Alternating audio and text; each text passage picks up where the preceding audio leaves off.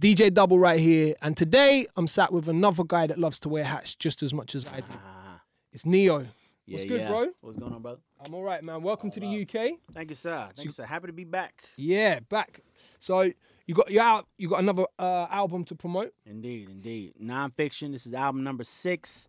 10 years in the game, 6 albums. I think I'm doing something right. Yeah. I think you are. Yeah, now, is it true that if we was having this conversation 15 years ago, would I be introducing you as Go-Go? 15 years ago, let me think. Was I Go-Go at that time?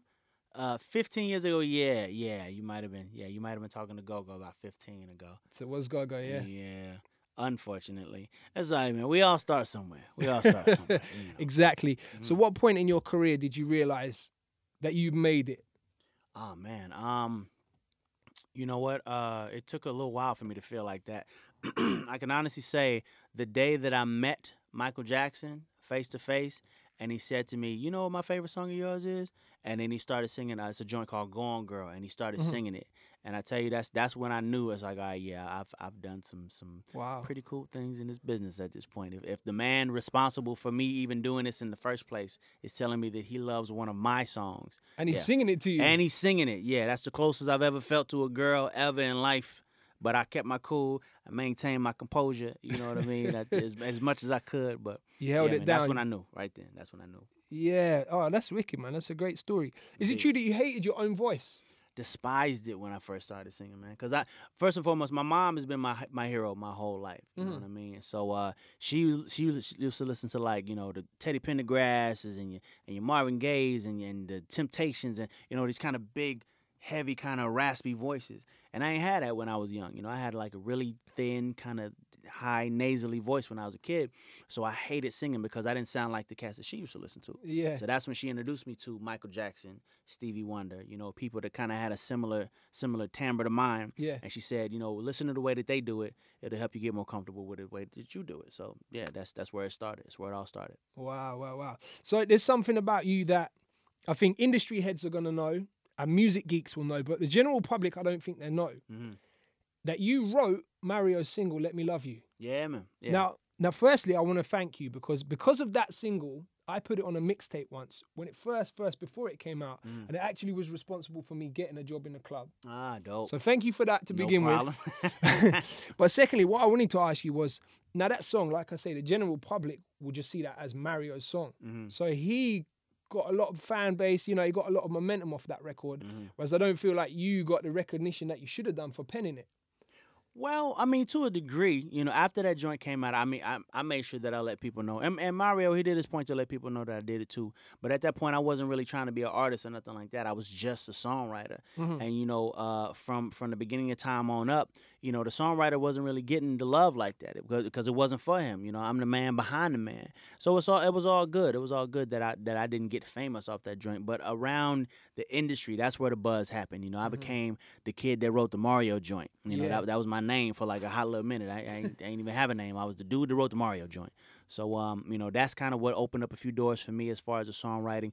Honestly, it's one of the things that helped me get the deal that initially got me to where I am now. You know, I went into the offices of Def Jam that day just on some, honestly, we didn't even go in there for music. We went in there because the producer I was hanging out with knew somebody that worked in the building he went to high school with and hadn't seen her in a while.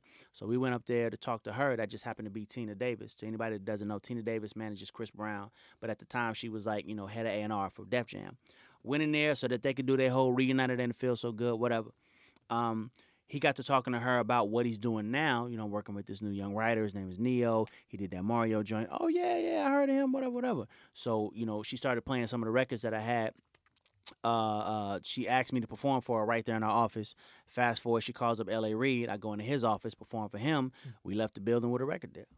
Yeah, man. So shout out to Mario and the joint, You Should Let Me Love You, because it definitely opened a lot of doors for the boy. Absolutely. Yeah.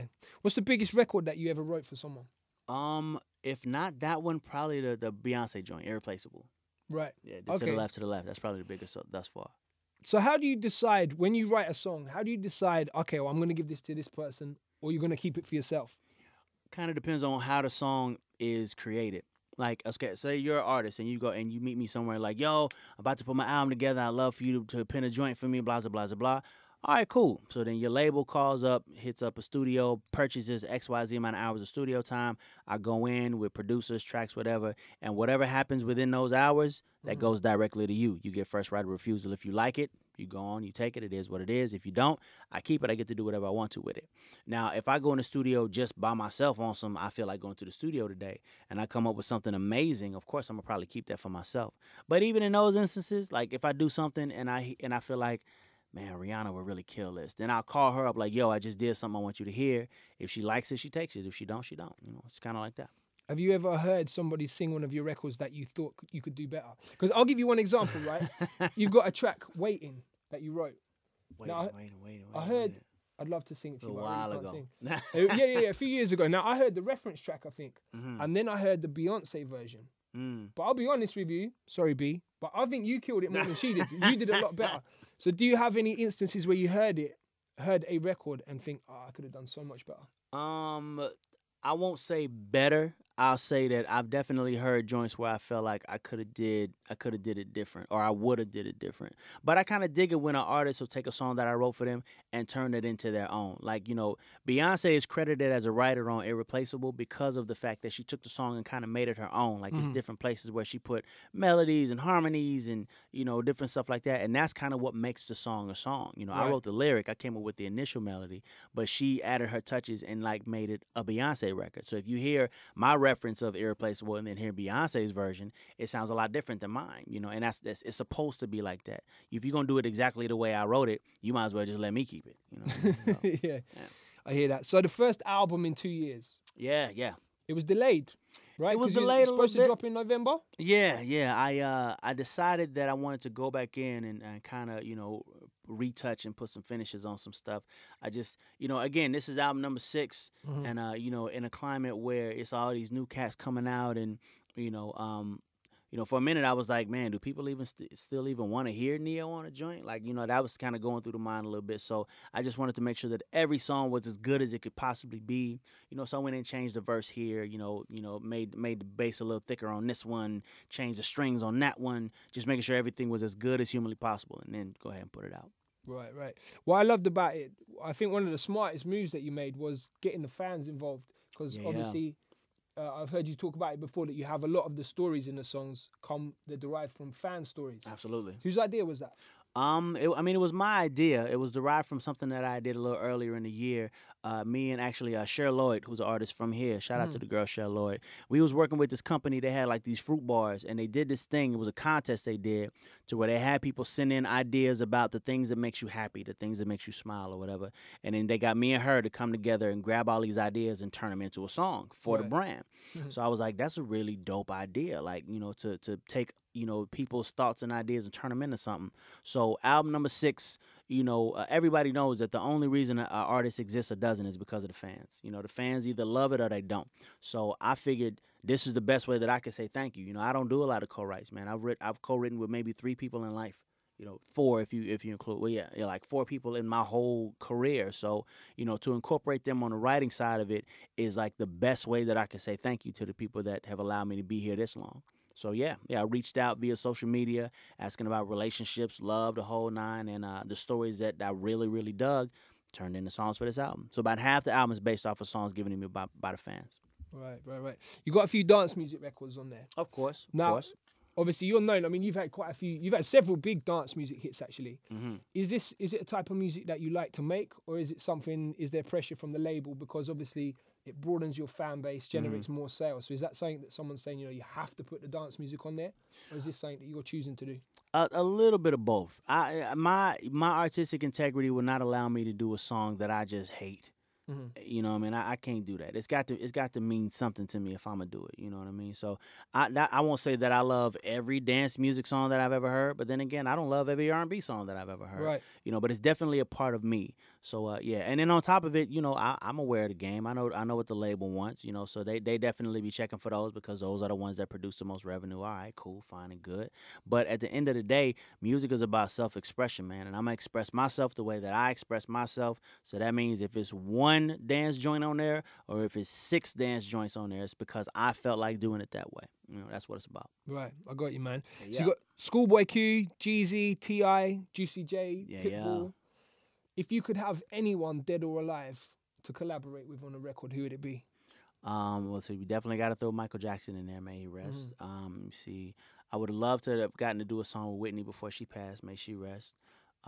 Prince is still alive. I'd love to get in the studio with that dude. Let me see. I feel like I could have did a joint with Big that would have worked out dope. I feel like that would have been dope. You know, one of my favorite joints is the one with him and R. Kelly. You know. Let me see. As far as cats that are still alive that I would love to work with, I've worked with Jay before. I feel like, you know, we did something for the Kingdom Come album, but I don't think we've done anything that really stands up to the potential of what a Neyo and Jay record could sound like. You know, he also did a joint for me on my first album, which was kind of cool. Well, second album.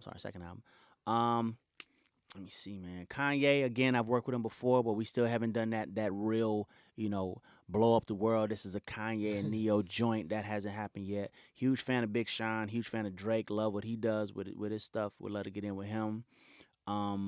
Man, I could keep going, bro. It's a list a mile long of people that I want to work with that I haven't got the chance yet. Ed Sheeran, you know, from over here, huge fan of what that dude does. I'm waiting on Adele to come back. We got to get in, all right? It ain't no question. We got to get in. Just if you're listening right now, we got to get in, all right? I don't want to stalk you, but I'm not above it. Let me see. You wanted to tour with Sam Smith, I heard, as well. Sam Smith, we label mates. Come on, bro. We need to make this happen. We got the same last name, bro. Come on. We got to get this to go. Indeed. But yeah, that's just to name a few. The most important question about the album, right?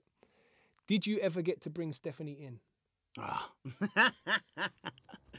Stephanie is compiled of there's a few Stephanies that became those songs. Yeah, Stephanie is not about one specific person. Stephanie represents a specific type of woman, and 10 years in the game, I've come across quite a few Stephanies. So to answer your question, yeah, Stephanie came in a few times. Yeah. That's what's up. So the album's in stores February 16th. Indeed. Available for pre-order right now. Grab your phone, pre-order that thing, and when the 16th rolls around, it comes straight to you. The joint Coming With You, which is the current single, that's out on the 8th. But again, that's available for pre-order right now too. Yeah, man, it's quality music from front to back. Go pick that nonfiction up. It's good music, man. So one last final question. If there was anyone in life that you could look back and thank them for your position now. And I'm not talking about thanks to my mom, thanks to God. I'm talking about anyone, just a random, might be a teacher or someone like that. Anyone in your life that you can think of? Anybody in my life that I could think of? Man, it would have to be you know what? It would have to, if we're not talking my mom, we're not talking God, we're not talking Mike, it would have to be my manager, Tango. You know, it's been a lot of different times in this business where, you know, I was steadfast on making the wrong decision. And he's always been that dude that was all killer, no filler, kept it way, way real with me in a time where, in a time where a lot of people don't. He was always a dude that was like, all right, I'll be the bad guy and give you the real right now. Here's what's really going on. You know, he's always been that dude, and I love him for it, man. You know, I would not be where I am if not for that dude and his contribution. So shout out to my dog Tango, wherever he is on the planet. I don't know where he's at right now. I think he's in LA somewhere. But yeah, Grammy's coming up. He's probably in LA. Shout out to my man Tango for just always being that voice of reason when I needed it. Yeah, absolutely. Wicked, man. Well, good luck with the album. Indeed. Appreciate it. Hopefully we'll link up next time you're here as well. Oh, yeah. I'm going to be back for the album release. February 16th, I'll be back out here. We'll probably do an album release party somewhere. Keep your eyes to the sky, ears to the ground. You'll hear me, see me. I'll be around. Y'all will know. And you better come down and support your boy. All right. Peace and love. That's right. It's DJ DUBL. I'm here with Neyo today. Yeah. Until next time, man, we're done.